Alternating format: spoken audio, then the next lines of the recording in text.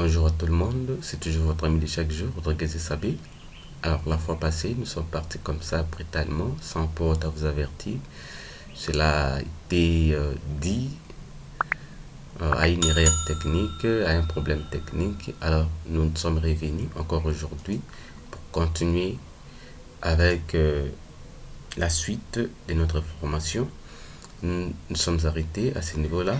On avait l'erreur à ce niveau-là. On dit il manque les alors associés à ici. Et nous avions comme ça cherché avec vous. Et on n'avait pas fini. Du coup, ces problèmes-là nous étaient parvenus. Alors ici, qu'est-ce qu'il y a?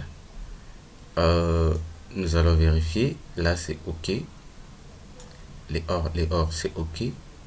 Mais ici, là où il y a les problèmes, il semble, et ces problèmes se trouvent à ce niveau-là, ok. Au lieu d'utiliser les AND avec A au début, nous avons utilisé le AND de E à la fin. Si on essaie de traduire ce code-là en français, vous verrez que, convertir au français, vous verrez que ici, ça met plutôt fait.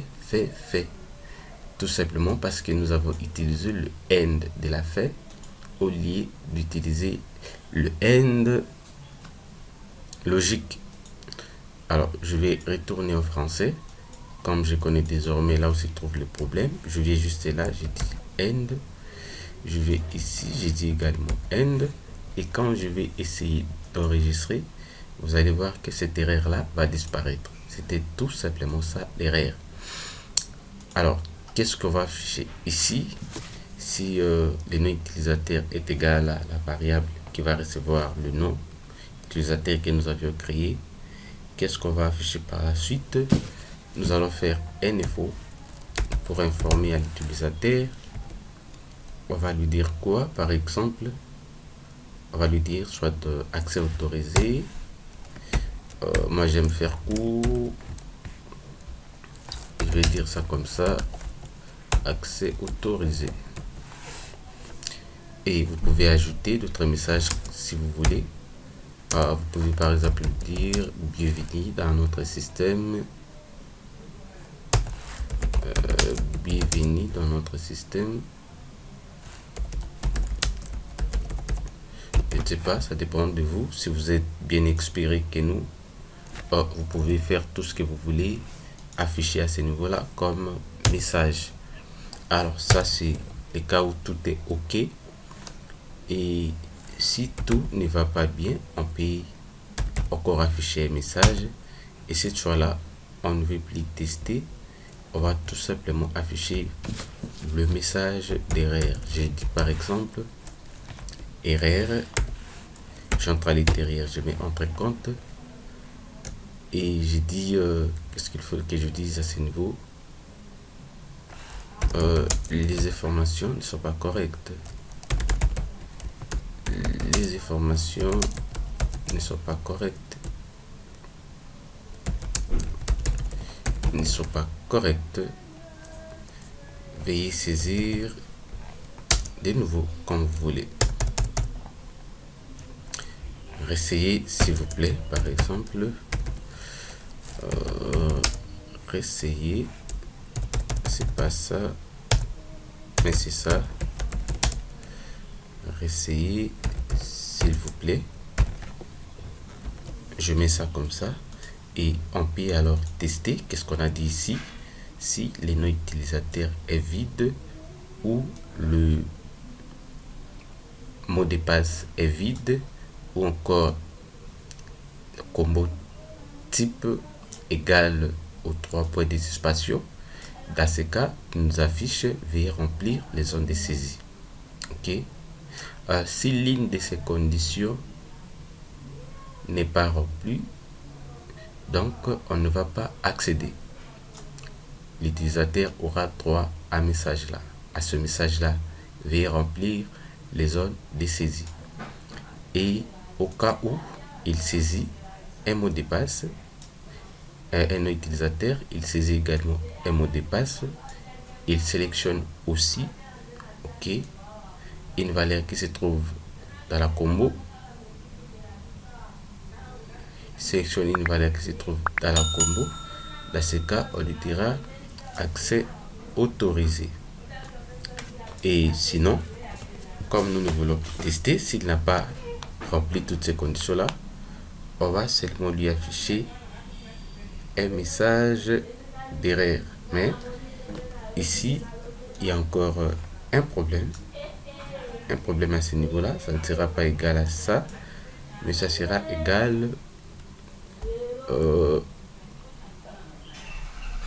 à la variable que nous avons créée précédemment. C'était type, je crois. On va tenter d'écrire, voilà, c'est sg type, voilà.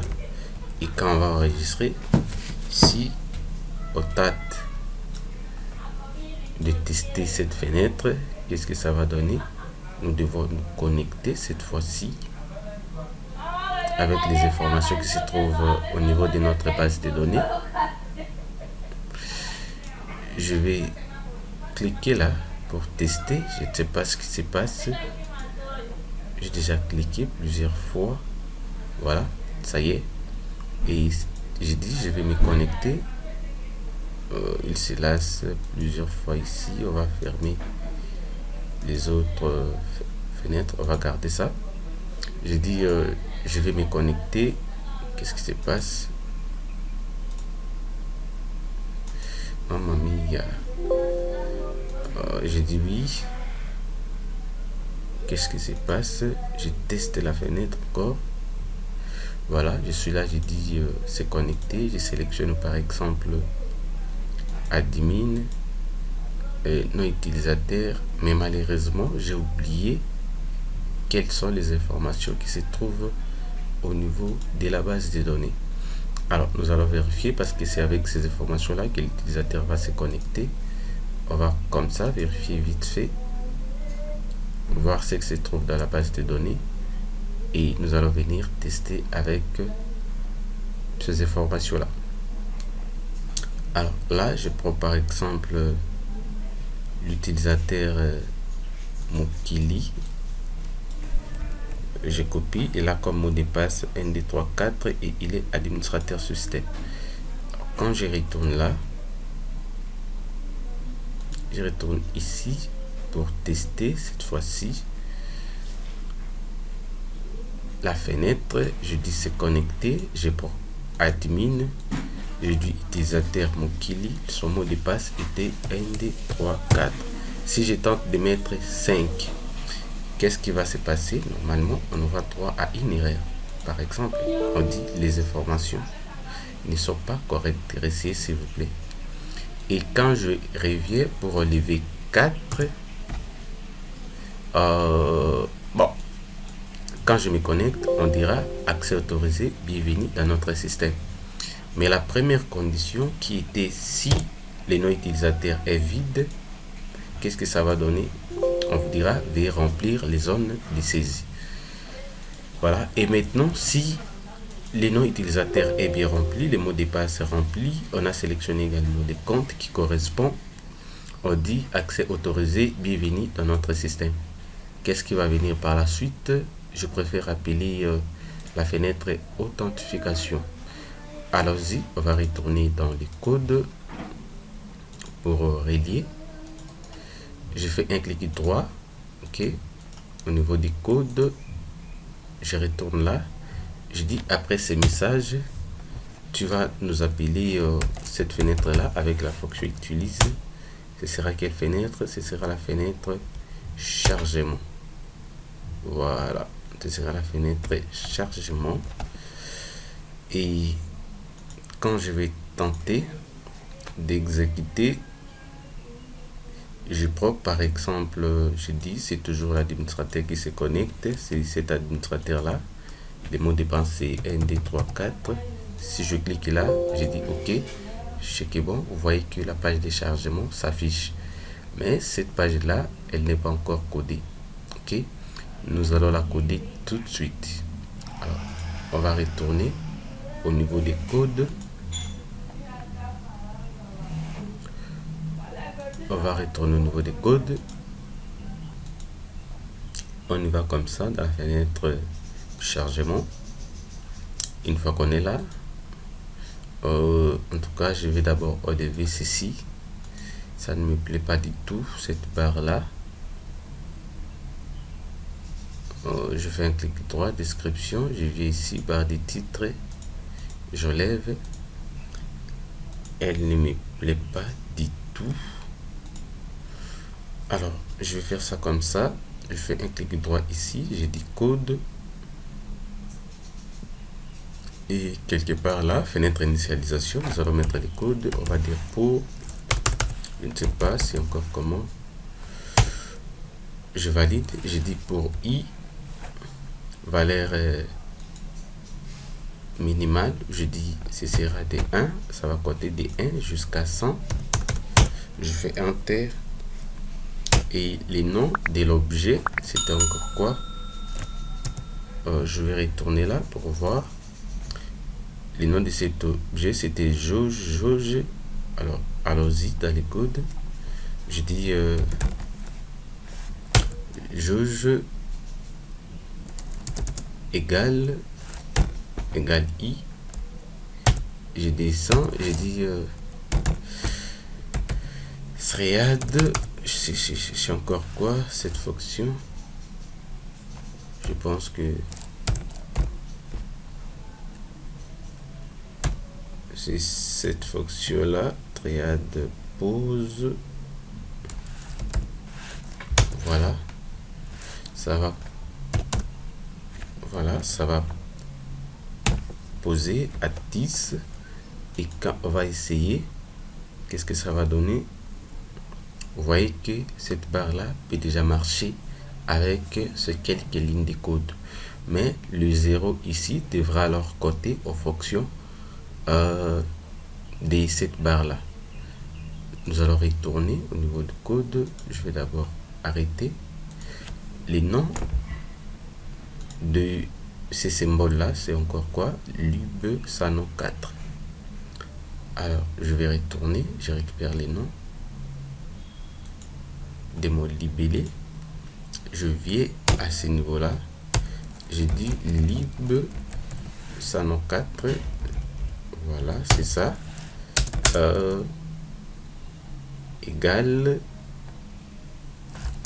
i plus, je ne sais pas si ça va marcher, mais je l'espère bien, plus signe de pourcentage, tout simplement pour ajouter le pourcentage à côté. Alors quand je vais exécuter, qu'est-ce que ça va donner? Quand j'exécute, vous voyez que du coup ça aussi ça se met à côté. C'est très simple, que vous ne le croyez, que vous ne le pensez. On peut également l'enlever, ça dépend de vous, mais seulement comme j'avais dit tantôt que nous faisons une programmation basique pour les débutants. Alors ça peut toujours faire beau aux yeux d'un débutant. Alors je vais faire ça, je vais retourner ici. Vous avez remarqué que c'est tellement grand que ça risque même d'aller au-delà de la fenêtre. Nous allons réduire un tout petit peu la taille. Au lieu de 22, je vais dire 18. J'ai fait OK. Et quand je tâte d'exécuter cette fois-ci, vous allez voir que ça va quand même bien se passer. Il y a encore les pourcentages qui essayent de déborder un tout petit peu, parce que ça quand ça va arriver à 100, ça va encore déborder. Vous voyez qu'à ce niveau là les pourcentages ne se laissent plus voir. Alors je vais comme ça tirer un peu à droite, question de laisser un peu d'espace à ce niveau là. Et quand on va exécuter cette fois-ci, vous voyez que même si ça part jusqu'à ça, le symbole pourcentage modulo sera toujours visible. Voilà, on y est à 100. Et c'est encore un tout petit peu. Je pense que vous allez arranger chez vous. Vous avez compris l'idée. Et après ça, quand le chargement sera à la fin, quelle est la fenêtre que nous allons appeler? Je sors de cette instruction là. Je suis au-dessous de if. Et je vais maintenant utiliser la fenêtre principale. Ici, nous l'avions appelée comment? Principale, je crois. Je vais dire fenêtre principale. Et c'est cette fenêtre-là, ce qui va faire que quand l'utilisateur sera là, il vient pour exécuter. Il dit je vais me connecter, je suis administrateur, je me connecte avec ces noms-là, le mot de passe. Il saisit, il se connecte, vous allez voir, on va lui dire accès autorisé, bienvenue dans notre système. Quand il fait OK, il tombe directement dans la page de chargement des données. Il tombe dans la page de chargement des données. Il sera obligé de patienter un tout petit peu. Quand le chargement sera à 100, il sera redirigé vers le menu principal. Et ici, il peut alors commencer les opérations. Vous voyez que ça commence à devenir un peu joli, un peu beau. Et pour cette partie, permettez que nous nous arrêtions là-bas. Quand nous allons revenir pour la partie prochaine, ce sera pour coder cette fenêtre-là, enseignant. Ce sera pour coder la fenêtre enseignant. Restez branchés, restez avec nous. S'il y a des erreurs, nous allons toujours faire en sorte que nous puissions décanter avec vous. On ne peut pas vouloir comme ça décanter cette erreur-là de nous-mêmes et ensuite venir seulement vous apporter la solution. Si chez vous aussi vous avez des erreurs, faites-nous savoir au niveau des commentaires. Nous allons voir si nous pouvons vous aider. Merci. N'oubliez pas de vous abonner à la chaîne pour que nous puissions comme ça avancer ensemble avec vous. Mais aussi, activez la cloche de connexion. Partagez la vidéo si elle vous plaît. Pourquoi pas, faites en sorte qu'elle plaise aussi aux autres amis, à vos proches et à vos collègues. Merci et à très bientôt.